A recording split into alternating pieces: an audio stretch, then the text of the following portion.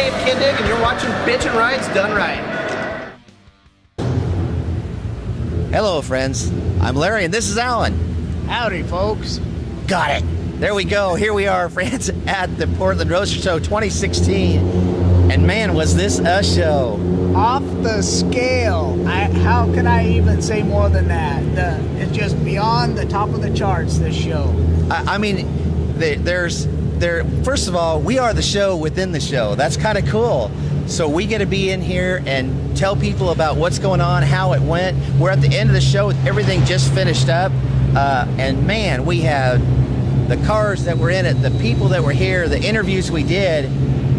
It's amazing.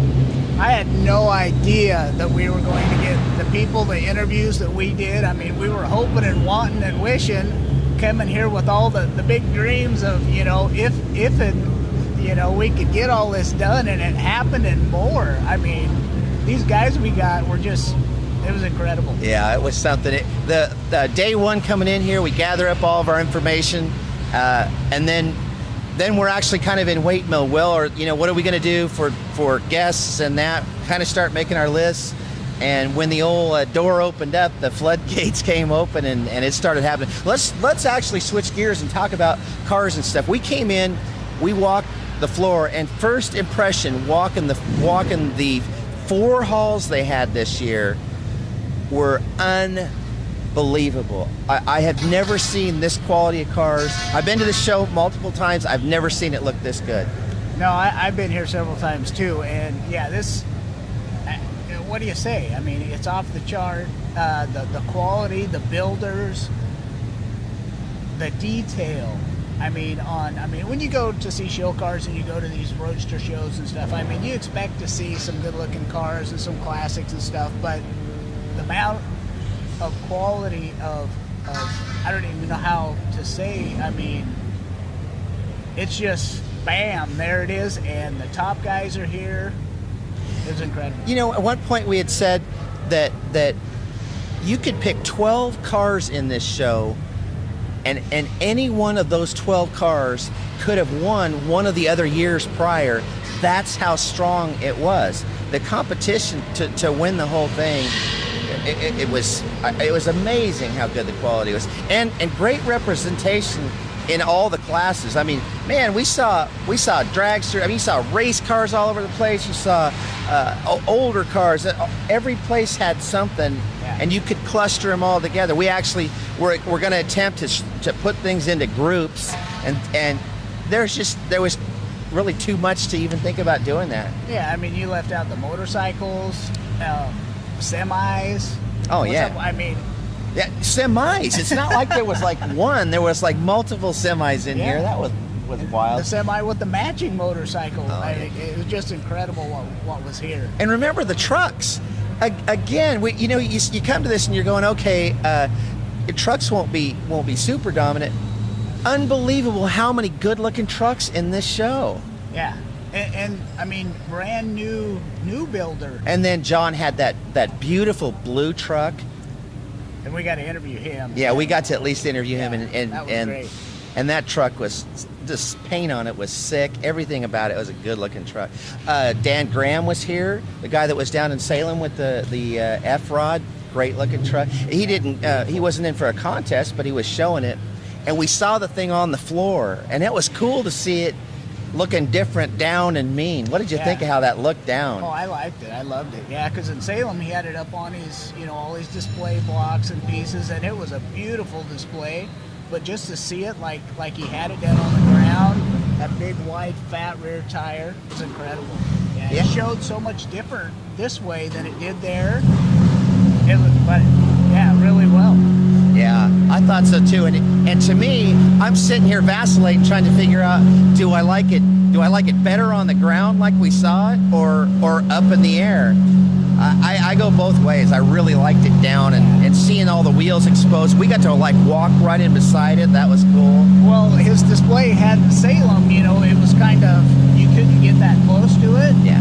Here, how he showed it here, I mean, you walk right up to it and look in the window. I mean, I like that part of it way better. You can get in and see closer details. Remember, we saw the Punisher truck that we made the big deal about that was in Salem was in this show. I even tossed a card in the guy's floor, trying to get him to get back to us. We just couldn't connect with him. It's hard to find owners at a car when they're in an outdoor show. They're sitting with their lawn chairs right beside it, and if you don't find them on day one, good luck trying to be able to connect with them through the show. But he was here with that ground pounder. He won an award. Did he again? Yeah, that doesn't surprise me. What? Yeah. Oh, and remember that one wicked-looking dual blower, all black with those green flames. Yes. Yeah. We have pictures of that. Yeah. But we didn't get to talk to that guy. I would have loved to have talked to that guy. I'd like to have heard that. Matter of fact, if some of these rigs are around when I'm done, and I can't get out of here, I may be chasing some rigs just to hear them start and leave. Oh yeah. And that would be one of them that'd be cool to hear. But yeah, I loved the Punisher. I'd love the depth of the flames that he had in that. That's what I remember. Yeah. He had the ghosting, and he did kind of like I did on my bike. He had the actual true flame in green, and then he had classic flame over the top of it. Right. I was really impressed with the paint on that truck. Not to mention the twin superchargers. I don't know if they're actual blowers or superchargers. I don't know what they are. There's two of them sitting on top of that engine. I mean, there's guys that put holes in their hood. This guy he barely even had a hood. It was like a trim ring that matched the color. It was wild. Just a big horseshoe. Yeah. Just open. Yeah, that was something. I'm trying to. The other car that we chased was that black and white Mustang. Oh man, same deal. It was kind of, they called it like an Eleanor Mustang, and I'm not that up on exactly what that means, other than it had the side scoops, it had the styling of it, but it was black with white stripes, and in my opinion, I liked that part. And then it had those wicked wide, fat rear tires. Right. It was a Shelby GT500, which is the Eleanor car, but it didn't look like the Eleanor car because it was not that color. But there was that car there that looked like the Eleanor car, but yeah, that one wasn't it. Yeah, we saw that other car. Now I can't remember where it was, but it was in a different area too, so there wasn't really a comparable with that. But no, that was a mean car. And that car had nothing about Eleanor, if I remember. No. But the black one was pushing it, and he had pictures with Nicolas Cage signed it, and had a picture with Nicolas Cage standing in front of it. Yeah, so hopefully we got all that on. Remember the something that was like a complete change for us that we saw in this is we walked around a corner and we saw that whole family was cleaning on the car and vacuuming, and it was an old style race car kind of looking type. Yeah. Cool. I just remember we sat there and watched them for a bit, and it was like, that's neat. It's really what it's all about, was seeing that. Yeah, I mean that was bone stock original, how it came out of the factory back in 27 or whatever that was. And that actually won an award. It didn't get first, it got second. It should have won an award. I thought it was so neat looking. The display and everything was really good. Yeah, I thought that car was pretty cool. Yeah. Man, they had street rods out the wazoo. I think this place would have been a nightmare trying to pick one over the other here. I don't know how they did that. That whole, they had, the first 1, 2, 3, 4 deep on all the buildings were just A-game stuff. Well, the announcer said it best. You said the top 12. The announcer said there's 30 cars here that are contenders. Yeah. Well, and John DiAgostino said... But when it comes to America, I would definitely put this show top 5 in America. Without a doubt. Yeah. And I'm not going to say what's 1, 2, 3, 4, 5. Mm-hmm. It's in the top 5. It didn't get any better than that. No. I mean, this was... Yeah. Remember that yellow Corvette, how he had the body off? It had that Stinger hood, and it was like the super elegant looking yellow and white with a Stinger hood, and then you saw that chassis and what he's building, a modern looking stuff. I loved the display, and the car just looked killer. It was pristine. I mean, it was absolutely perfect. Yeah, and I've never seen that displayed that way before, and it was just awesome to see. walking around it. You kept walking around it. I walked around that thing a half a dozen times, just going, man, is that cool? Me too. And doesn't that make you want to come back and see what that car looks like? Oh yeah. I want to see it together. Yeah, because he had the welded cross braces in the body to keep it all straight, but yeah, it's not ready to go on that chassis. And I don't know if he's going to keep it that way and just keep it showing that way, or if he's actually going to get it to drive. Yeah, I don't know. Yeah. The over in that same area, they had the Volkswagen van that we've seen on YouTube and Facebook all over the place, the little mini one with the surfboards. Ron's and I don't know, and hopefully we got some good pictures of his whole display, the surfboards, the sand, the palm trees. That was just incredible. That guy's just having some fun. You can walk up to that and just go, this guy's having some fun. And everything about that rig is done right, and I especially love the choice of colors on it. The orange and the way he did that orange, it's like it's faded and glossy. I can't describe it. It's just really nice. I don't even know how to. I mean, how would you describe that? Like a coppery candy, pretty. Yeah. And that paint. I mean, you look down the side of that, and it's just perfect. It's like a puddle of water or something. It's just still and perfect. Did you notice too? Every time we went around that area, there just rows of people around it. I mean. There were crowds at various places of the show at the various times. He had a constant crowd right around there, and we're not talking about a crowd for the big celebrity kind of thing. This was for that band. Yeah, as far as display, that for me was the best overall display. Show display. Of the show. Yeah, they had some neat stuff in that. It had that motorcycle right behind it. All the way down that line, everything was cool. I didn't know that he had done that. That little Woody car is right beside it. He's got this matching little Woody car, and I guess he's going to expand that whole line into a bunch of different, cars that kind of remind me in a way of like the cars that we used to see at the Chevron gas station with the eyeballs in the front, and they had that whole cartoony kind of look. Right. Yeah, go ahead. Right, well, it has a cartoony look when you first walk up to it, but then you actually start looking at it, and it's like, that's like show quality, not so much a cartoon car, but it isn't, Yeah. Didn't you want to drive it? I wanted to get in and like drive that thing.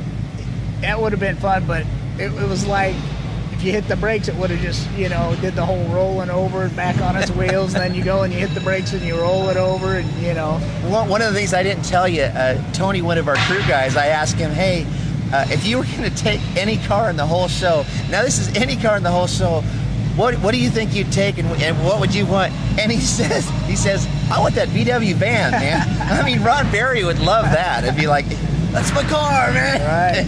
Well, that has to be the funnest one, you know. Yeah, I want him to get it so we can go for a ride. Absolutely. Yeah. We'll get some more footage of that too, so we'll mix it all in here so we can see it. That's going to be a fun car. Yeah. Oh man, I don't mind being in here right now. We got some cool rigs. Do something, buddy, man. Get some smoke. Yeah, I don't mind seeing somebody get kicked out right in front of us, right on our broadcast. Right. Yeah. It doesn't get much better than that, though. That's a sweet outer. Yeah. Got a nice cam in there. Yeah. So what were some of the other cars? The other car that was around there was the one that Jim Valenzuela. We did an interview with him of the interior. That was it a 55, I think. The 55 Chevy with the green bobs. Yeah, man, we were walking by that thing, and it had a great looking exterior, but it was one of those moments where you look over, and if the interior sucks, we just keep walking. I mean, we look over, and the interior killed. It was so good looking that we stopped. It's like something going on here, and then we break out our cameras and video stuff, and turns out, and I don't know if you caught that when we were in there, I think you did, is that he won best interior. Yeah. Best custom interior at the show. I would hope so. Yeah, I mean, no shocker there. No. And what I like about that for this guy is that you know, there were cars in here like the Copper Cadillac and some other, you know, big name cars, big name interior boys that he's competing against, and that interior won that. That's saying something pretty strong. Oh yeah. Not that I'm going to feel bad for Jerry Logan and the Copper Cadillac, because it did pretty good on the old award scale as well. It got John Agostino. It got King of Customs. It got another one too. I mean, it might have got more of, a couple more there, but yeah, that car did really well. Yeah, like it wasn't going to. Yeah. I mean, we brought it up now. That car, it was one thing seeing the show, and by the way, we knew it was going to be here, so knowing that you're coming to the show and that car's just come out and we're going to get to see it, it's like, I'm excited to see it. Is it going to live up to expectations? Oh, it's beyond. I mean, to see it in person this close, you can't even describe to people the quality and the showmanship of that car. It's just incredible. I mean, you see pictures of it, oh yeah, that's cool, whatever, but then you see it in person live right there. It's like, wow, what those guys did. I couldn't get over getting on the ground and looking up at it at the copper fender well, and I just loved the angles on it. And I didn't realize that they carried that copper inner fender in the back as well. Did you ever look backwards and see that? Yeah. Oh man, that looked neat. Yeah. Jerry said, copper, copper, copper. Well, he got it. And that interior, the interesting color on it, I mean, they really brought that color home. I don't know if I've seen that strong of a copper looking interior as that. I mean, it didn't even hardly look real. Right. It didn't. I don't know how to describe it. It just... Yeah, he opens up the door and says, well, you got to look at the old dashboard there and check out the leather job they did. And it's like, I look at it, the lines are nice and tight and clean and just gorgeous, perfect execution. And he goes, yeah, it's paint. It's like, seriously, it looks just like leather. You wouldn't know that. It matched everything else in the interior perfectly. Yeah. It's amazing what they can pull off in that shop. Yeah, how they did it. Yeah. You know, and for me, the most amazing thing about that car when we were here on Thursday, Dave and Kevin were shining up all their cars themselves. I figured they'd have a crew and those guys would be wandering around, you know, hey, this needs to be done, that needs to be done. Kevin's underneath the car with a rag, shining. Dave's outside, you know, when he's not talking to folks and interacting and getting pictures taken with folks. He's shining on the top side with a big old Q-tip in his mouth, you know. He did. He had that Q-tip in his mouth most of the time he was in there. He did. And I didn't understand. This was something I didn't understand, and I had to ask those guys about it. It's like, really? I mean, you don't have like a nephew or somebody you can tell come to the show and do all that kind of stuff for you? And really, we got the bottom line answer to that, and that is, you know, stakes are high. You know, we're doing it right, and we know when we get in there and we get into all those nooks and crannies that we're going to get all the spots we want, and if we don't get it, it's nobody's fault but our own, and they're not going to give it to somebody else's hands. Right. They want it right, they're going to do it themselves, and they know what they want, so they're going to do it to get that. Yeah, correct answer. Yeah. And Jerry was there rooting him on. Well, when we interviewed Jerry, he said, I don't touch it. Yeah. Those guys handle it, I don't touch it. It was funny because we came into the show and we didn't know necessarily where everybody was going to be. We get in the same hall with those guys. They're right down the hall from us. And so once we get set up and we start like making our rounds, I walk down there, and the first person in the show that I wind up opening my mouth and talking to is Jerry Logan. And it was like, there he is, right there, ready to go. So, what's that? Okay, yes, you too. Nice to meet you. You bet. And to edit or not to edit, I don't know. And it is pretty fun. Yeah, it's pretty funny that how the show has gone, and actually really gone like that. That brings up a moment that happened in the show that was pretty funny. I was interviewing JF, the guy who won the Riddler Award with the yellow Riviera.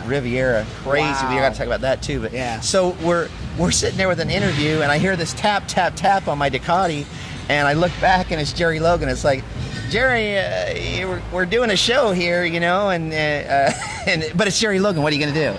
Yeah. And we had talked ahead of time. It's like, somebody does that, Turn engage around, them. let her rip, man. It's. We always said we're keeping it real, so we kept it real. But it was funny. He does that to me, and it got your old head scratching, going, if you did that to me, what goes around comes around, kind of deal. So then later, old Jerry's sitting in the seat, and he's doing his interview, and who got him back?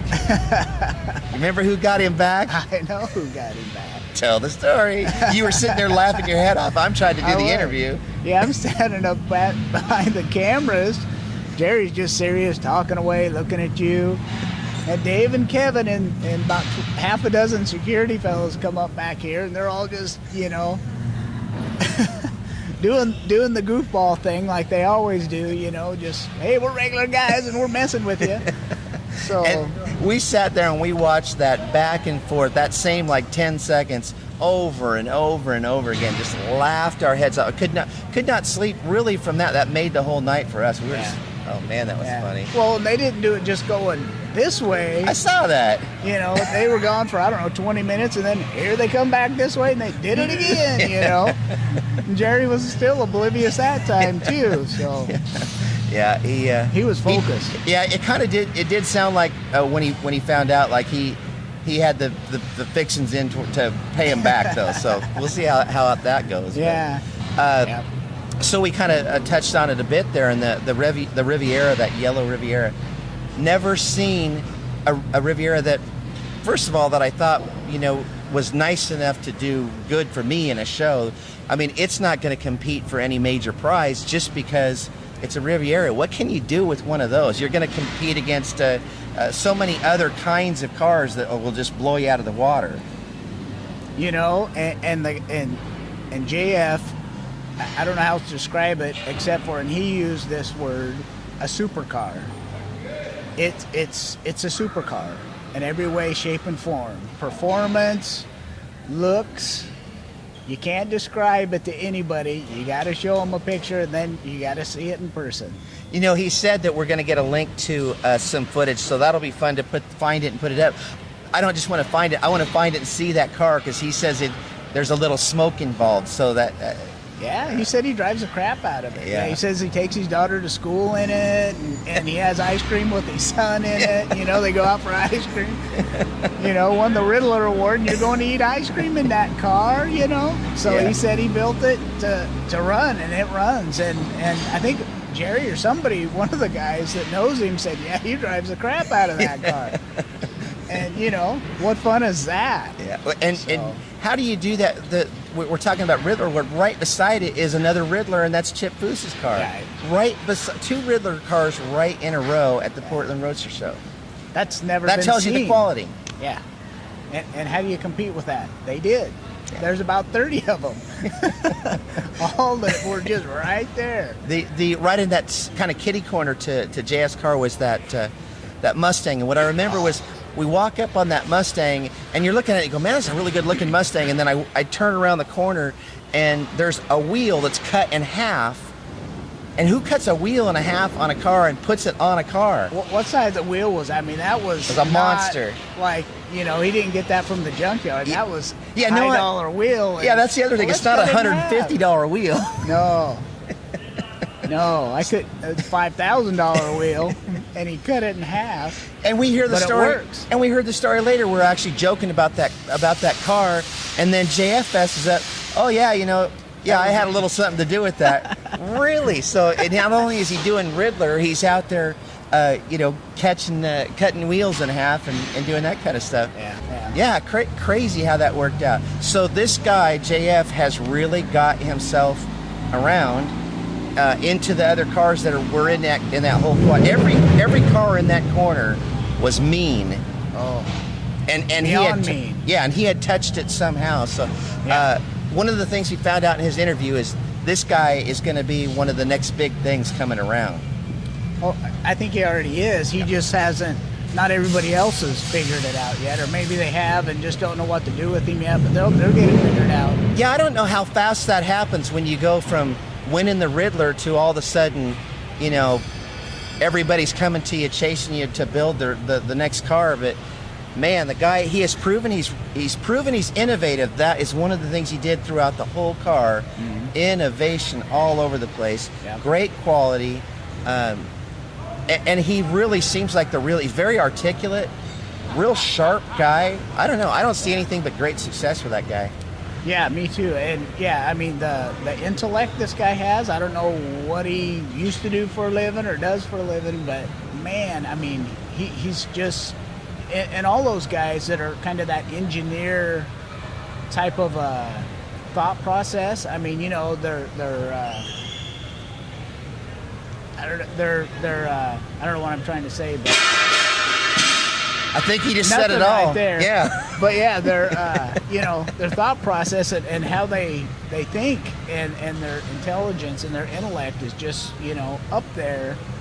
IQ, I guess, you know, Yeah. their IQ is kind of above, and they're just thinking all the time, and you know, how can I make this better, and what'd be cool, and you know, they're just thinking about it all the time, and that's just their focus. Well, he sure did it on that car. Now, when you speak of the old high IQ and engineering and new and cool stuff, remember when Doug Graff came on with that Corvette? It was a 67 body, all done in carbon fiber, sitting on a 2013 chassis, interior, all that. They custom make these cars, and they kind of mass produce them. I mean, this mass produces as you can kind of put those out. He said one every 3 weeks.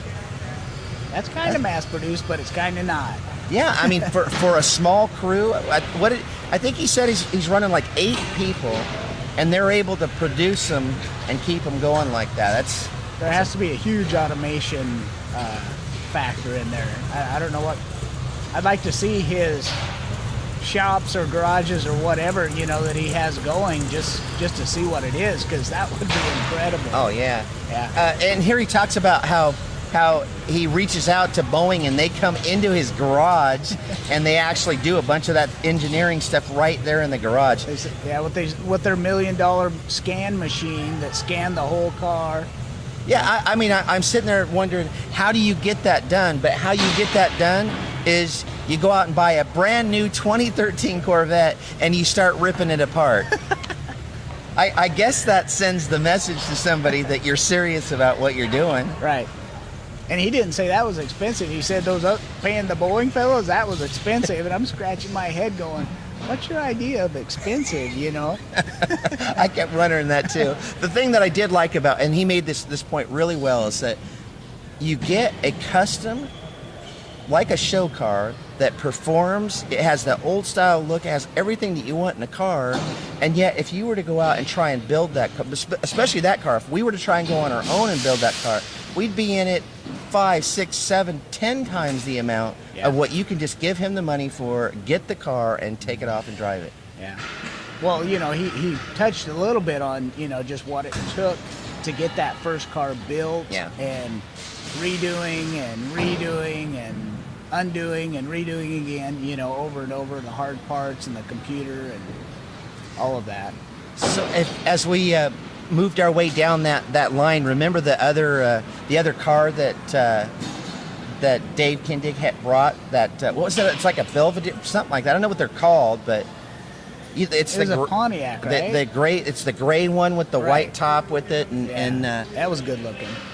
Man, yeah, I mean, on its own, that car's stunning. I don't know exactly. Actually, it got on a roll. We were listening to the awards. It was like, you know, got this one, got that one. It seemed like right in a row, it got like 5 in a row. And we're kind of snickering like, boy, once it got on a roll, it took off. And that car deserved it, too. Yeah. Sick-looking car. Yeah, and it's hard when you have the copper Cadillac literally sitting right next to it. Yeah, so they're going to sit there and compare to it. And even though it did wonderful, copper Cadillac still right beside it, you know, copper. It did its thing. Yeah. Hey, when we were out with running around with Jerry after the interview, did you notice that when we went over and we met Gene Winfield, he introduces us, and that little kid comes over and looks up at Jerry Logan and goes, "Copper." He recognized him. It's like, I didn't see his dad lean in and go, "Copper." I didn't see him. It just looked like the kid looked up and just said it. He knew. Yeah, he knew. He knew all about it. And his dad might have said, "Hey, that's the guy," you know, Yeah. or something, just to tip him off. But It- and Jerry turned right around and shook his hand and engaged, you know, say, "Hey, you know, yeah." That kind of moves us into the whole category of the celebrities that were here, because we get to interview these people that, you know, that we've seen, like Jerry. We saw him on Bitchin' Rides when that car was being done. Right. That interview was super fun with him, all the stuff that was happening, but him as well, getting to know, you know, the guy behind that car. He's got a lot going on.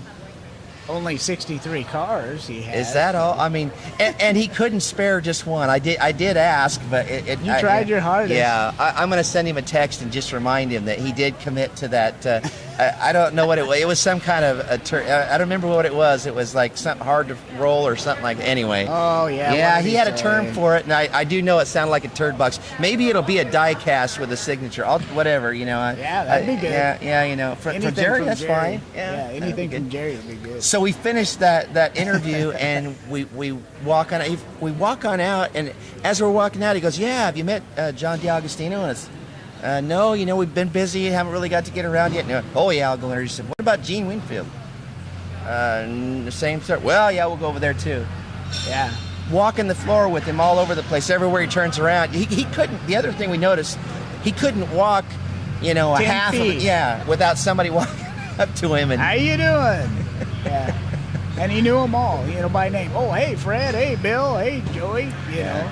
That was fun. He got us in the door of a lot of stuff. That one little walk was pretty fun with Oh, him. man. So we go from Jerry, and you know, we're hooked up right there with Dave and with Kev. And I remember how the whole thing went down with Dave.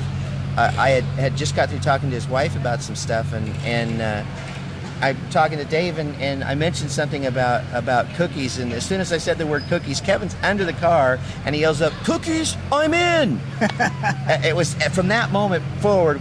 We just got through Jerry, Dave, Kevin. It was like, I don't even know how he heard that laying under that car, under the carpet. You know, he's cleaning away, and we're quite a ways away, and he heard cookies. He was in. He was in. And by the way, he does eat some cookies, because we went through some cookies this weekend. Oh man, yeah. Which is funny. That's just hilarious, you know. So. Yeah, he was fun. Then we get to meet these legend guys. This morning was Gene Winfield, and wow, we got to spend some time with him, and to hear, you know, what he's, just a sampling of what he's done. I had no idea. I didn't know it was that much. I mean, to the extent of what he's done. I mean, And you the talk about years. meeting celebrities. It's like, at what point do all these celebrities turn out to be, well, I guess I'm a celebrity too, because I mean, Right. they're all going to him, so something's Yeah. going on. Well, and it was funny because when we were talking, like with Jerry, you know, he said, "Oh yeah, you got to get Gene because he likes to be in front of the camera, man. That's his thing, you know." He did well, man. It was like that worked out great. I cannot believe the guy's age and what he is out there doing. He's got a good grip, and then it's like, you know, end of the show. I'm tired, man. You know, how you doing? How you holding up, Gene? I'm ready to fall down, and I'm looking over at Gene thinking, oh yeah. These old bones. And instead, what's he say? "Oh no, I'm doing good." "Well, how was last night, Gene?" "Oh, it was pretty good. Finished up at 9 o'clock, went out dancing afterwards, got up early this morning." What? Man, I'm 53. I'm smoked at the end of the night, and old Gene's out there, dancing. 89 years old. I mean, he's 89 years young. That's it right there. 2 weeks ago, he was like on it was one of those airstrips or something like that, doing 175 in one of the cars he's got. 2 weeks ago. I didn't know. Yeah, I mean, what is the deal with this guy? It's like, really? Do you really? Oh, yeah. You know, and we chopped, was it six tops we've chopped so far this month? Really? 6 cars this month? Yeah. It goes, yeah, like 14 the month before. What? Yeah, Guy's still out there doing it. 89 years old. I asked him, how long you going to keep that pace up? And I have no intention of changing my pace at all. I'll Right. keep doing this. His next thing he says is, "Yeah, I'm trying to figure out how to get myself in a NASCAR. Did you hear that? I want to go get in a NASCAR so I can go drive." And he says, "Oh, and by the way, I've got my license." So it's not. I still got his license is like he got from like 1959. Man, sign me up for that. Right. Yeah, that was pretty cool. That is way cool. Yeah. John DiAgostino comes on after that. Yeah. Man, that guy knows right what's going on. Yeah. If that guy's not plugged in, I don't know anybody who Yeah. I mean. Well, he was up on the podium tonight talking about. He was. you He's know, got his own and award. Gave an award. Yeah. I mean, he travels the world. And by the way, Travels the the world. award he gave, remember, do you know who won the John Agostino Award in this show? He gave it to the Copper Cadillac. Copper. And a good pick. It was interesting because when we had that interview with him, we'd actually asked him. I didn't know he was going to be a judge in the event. I didn't know that. And then when you think about it, well, no, I'm doing my own award. Well, if you're giving your own award, that means you got a judge and you're picking what you think it is. Yeah. And he admitted, he said this was tough. It was not easy at all. Well, he's the one that said this was easily within the top 5 of Yeah. the world car shows. Yeah, that was something. So, I mean, yeah, that says it all. That's the quality of the show, and you know, whoever didn't make it down here to see this show, they missed something. Oh yeah. I mean, car guys. I mean, if you don't like cars, then yeah, you probably shouldn't have come. There were some bikes in here, one or two, Couple. 3, something like that. You got a brand new bike in here. Yep. What happened with that, man? All of a sudden you go from no bike to a brand new one. I snuck it in when they weren't looking. I just rode it in the front door, and they were looking off over here. You and I just did. You actually just drove that thing right in like you owned it, like a boss. No, I got a ticket, my badge or anything. Just drive it in, park it. Who hooked you up with that? Was somebody helped you get a deal there? Yeah. Oh, I think it was man. you. But that was before I had the badge or anything. I just pulled up there, looked both ways, and rode it on in. You did. It's like, how does that happen, man? Yeah, that was great. Yeah. So here we are then. At the end of the line, we're cleaning out. I think it's fun that we actually did the show at the end, and we have all the time lapse stuff. We have time lapse of the place filling up. We're doing time lapse right now of the place emptying. Right. Great footage, a bunch of interviews. I think we've got something somewhere along the lines of 12, 14, something like that interviews in this show. At least a dozen. I mean, Yeah. I think we got over a dozen. Yeah, that's a lot of stuff to watch. Yeah. So I Yeah. guess watch and Great. enjoy, and I'm going to say thanks to everybody involved. We had a bunch of people help us doing this whole show, and you talk about an amazing effort. There was a lot. Yeah, we couldn't have done it just without all the people that we ran across and the connections, and I mean everything it from was the impossible. promoters to the people that we brought to the people that just were so good at helping us. We would ask somebody, hey, can you help us get this interview with this person, or what do you think about that? Just any questions we asked, everybody was right there to answer it for us. So Yeah, and the I don't know what you call it, the friendly factor or the whatever factor, from Dave Kindig on down to Jerry to anybody that we talked to that we ran across, they were like, what can I do to go out of my way to help you guys do whatever you want to do? And didn't it seem like these are people that we've known for years? I mean, it was this instant chemistry. It seems like the community just kind of feels that way. Everybody's just right there. It's like old home week. Yeah. I mean, the next car show we go to and see these guys are just going to be like, oh, hey, how you guys doing? I mean, there's no question. It was great. And seeing the guys from the Portland Roadster Show that came in, Greg Meyer, all the different guys that were here. Yeah, it was fun. Made for a good event. Yep, absolutely. Well, thank you, partner. We did it. We had a bunch of fun, good memories. Thank you guys for watching, and we will see you next time. What do you say, Alan? Ride it like you stole it. Bye-bye.